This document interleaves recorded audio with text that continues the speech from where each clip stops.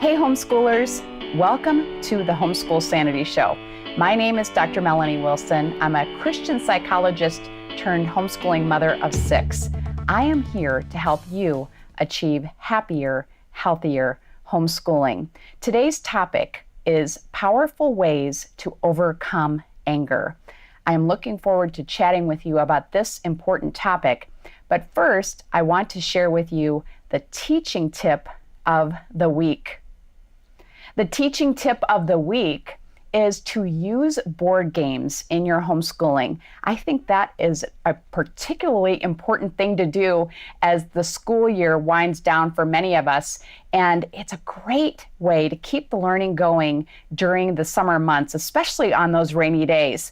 I have had a great experience finding math board games, but I've had a harder time finding board games besides Scrabble that teach language arts. So I wanted to share with you a list that I created of language arts board games that would work wonderfully in your homeschool. You can find that list at psychowith6.com/LA board games. I wanted to show you a couple of them, however. This is one of my favorites. The game You've Been Sentenced. You are given word cards that you draw and you have to create a sentence from them and then argue that it makes sense. It creates a lot of fun times with your family. It is so funny, the sentences that you end up creating. Another favorite, now this you might not consider a traditional language arts game, but I believe that it is, reverse charades. This was a huge hit in my husband's family when we played this over Christmas. People borrowed it actually because it was so much fun. Instead of one person acting out a word or a phrase, the entire group besides the guesser acts out that word or phrase. So this is a great way to develop language arts skills in terms of vocabulary and also just how do you communicate meaning to other people. I hope you will check out my list of those board games and maybe choose one or two new ones to try in your homeschool. Now it's time for this week's topic, powerful ways to overcome anger.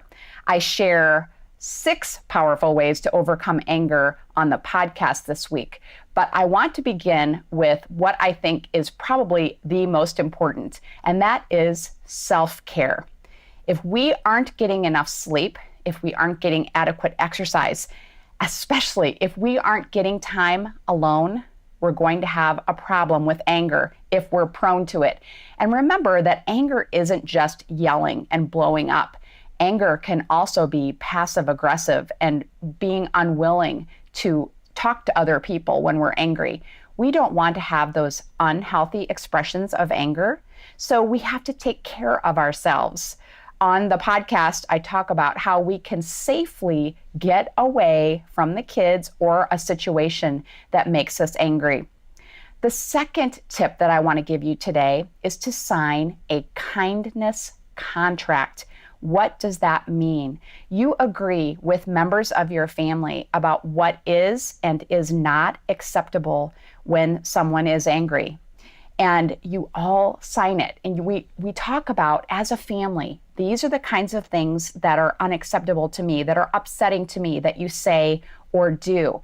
And this will be such a huge help to you as a homeschooling mom, just to have your kids and your husband, if you're married, holding you accountable to expressing your anger in a healthy way and just getting away and calming down. And I give you some tips on how to do that in the podcast episode for this topic. So I want to show you, this is the kind word agreement that I will send you a copy of along with other printables that will help you to gain control over your anger.